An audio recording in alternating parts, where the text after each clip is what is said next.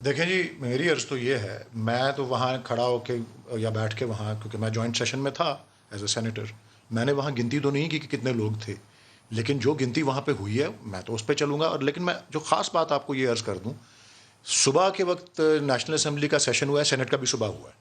وہاں پہ میں ظاہر ہے نیشنل اسمبلی میں تو نہیں گیا، مجھے نہیں معلوم وہاں کتنے لوگ آئے ہوئے تھے اور کورم کا کیا ہوا.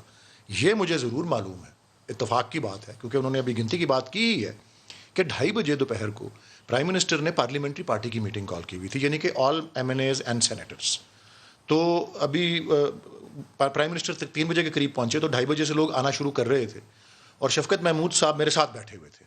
اور کیونکہ اس کو آرگنائز کرنے میں، پارلیمنٹری پارٹی کی میٹنگ کے آرگنائز کرنے کے لیے جو شخص جن کا یہ ڈیوٹی ہوتی ہے وہ چیف وپ تھے، اور وہ ہیں یہ عامر ڈوگر صاحب. تو شفقت محمود صاحب کیونکہ میرے ساتھ بیٹھے ہوئے تھے، انہوں نے عامر ڈوگر صاحب کو کہا کہ یار یہ تو کرسیاں کم پڑ رہی ہیں، یہ لوگ آئی جا رہے ہیں. ایم این ایز اور سینیٹرز تھے. تو عامر ڈوگر صاحب کا جواب یہ تھا، اور میں آپ کو کہہ رہا ہوں یہ 3 بجے کی بات دوپہر کی ہے، اور یہ سیشن جوائنٹ سیشن 4:30-5 بجے شروع ہوا.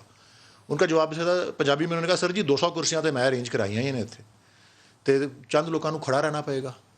سو ہماری کاؤنٹ میں جو کہ پارلیمنٹری پارٹی کی میٹنگ تھی، مور دین 200 پیپل ور. آپ بتائیں جی. اچھا، اگر مجھے یہ یاد آپ کا دعویٰ ان کے حقائق میں نے صاحب کی 4:30-5 بجے میں نے نہیں گنے لوگ، میرا کام نہیں تھا گننا. میرے بھائی ہیں، اگر پارلیمنٹری پارٹی میں تھے تو پھر اجلاس میں اگر میں ان کی بات ہی مان لوں، کیونکہ 442 ہے ٹوٹل دونوں جوائنٹ کا، تو 442 میں سے 390 50 لوگ ایبسنٹ تھے. مطلب ٹھیک ہے 50 لوگ تھے ایبسنٹ جہاں بھی. بتائیے. میری عرض